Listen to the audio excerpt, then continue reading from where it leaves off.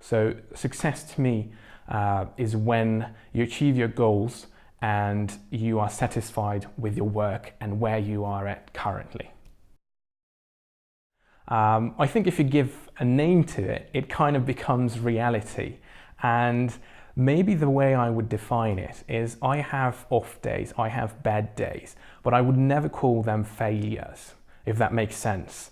Because I truly believe in something that when you are down, it's a good sign. So whenever I kind of fail at something, I realize I achieved, it's kind of cheesy, but something else. So I took a next step.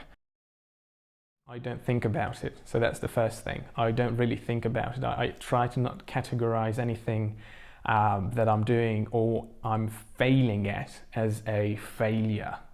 I try to just, think of these as steps and just try to think if the step I took have taken me closer to my end goal or not. If it's taking me farther away, then it's a misstep, and I should be correcting that, and I should be looking to the future. So I think that's how I deal with these sort of things. That I look to the future.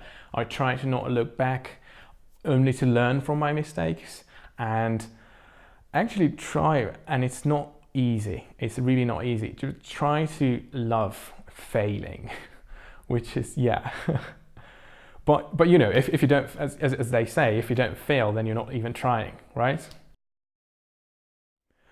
Mini failure. Well, I should have scheduled a couple of social media posts on my Instagram account, and I failed to do that. But that was, an internal failure that I just didn't do it. And that comes to mind. That's like a very small failure.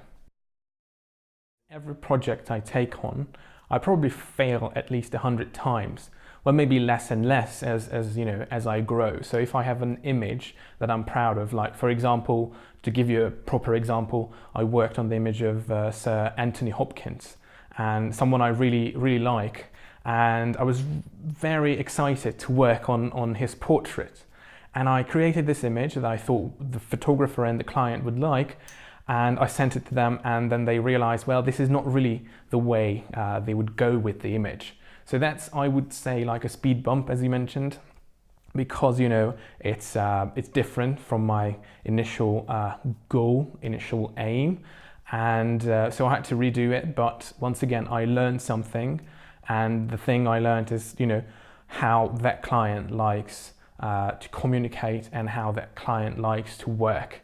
And the other thing is we always try to reach out to potential clients and try to get more work, because that's always the aim. And I remember when I was starting out, there were these photographers I wanted to work with. And, I emailed them like, hey, I really loved your work and I think we could match and it would be great to just work together. And sometimes, the answer was like, well, no, not really, or nothing at all. But other times I kept emailing and asking, and the right time came, and from a failure we went to success, and I started working with a photographer I wanted. So yeah, we should never be thinking about our self-worth, because if you don't think about that and you put away your ego, and you would be more free to reach out to these people, and if they just decide not to go with you, not to go with your services, you would not take it so personally. And maybe these, anyone in the creative field would learn from this that they should not think about, how much they are worth. What only matters is just to make these tiny bit of connections with people. Exactly, and we could talk about how to separate yourself from because you're providing a service. But I think what matters to bring this whole thing, full circle, is that you can, I think, learn all of these from your failures, basically. That's true. And, as you mentioned, if you look to those celebrities and you compare yourself, like for a singer, that's like suicide. However, if you don't compare just look for inspiration, and you look up to these people, and you're like, well, I want my work to be up there. So you only take the standards that they have, the work ethic that they possess, and you use that yourself and try to better yourself. Then you will not feel miserable, only if you compare yourself. But you shouldn't compare yourself when you're here and you're looking up here, you know? So comparison is just bullshit at that point. I'm sorry. It's quite easy, you know. The one thing I would always say to anyone is to embrace the struggle. Because, you know, I'm really passionate about the topic of learning, how people learn and how you can acquire new skills, or just, you know, improve upon yours and what you already have.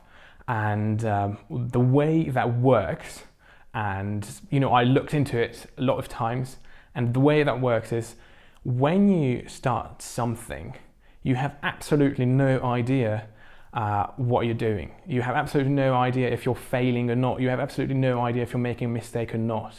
And then you take another step and you get to the next level, and then you realize that you're doing wrong things and that you should be doing other things, and that's a beautiful thing. However, this is the point when you are, like, you know, going down into a very, very deep hole, and you become kind of sad because you realize there are so many things that you should be doing but you're not doing because you didn't know that you should be doing those things.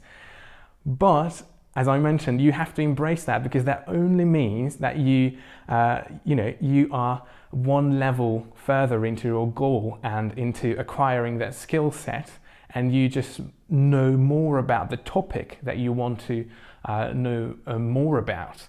So, you know, I mentioned to you that sometimes I feel down, and that's because of this, because I've reached a point where I should not give up. I should just embrace this struggle of creative life, because it will get better, because this is the next step, and I only have to take another one, and then it's going to be happiness and contentment. And after that, once again, sadness, loneliness, everything, and horrible feelings. But once again, you've taken another step, you've improved yourself, and that's a great thing, and that's what you should strive for. So embrace the struggle.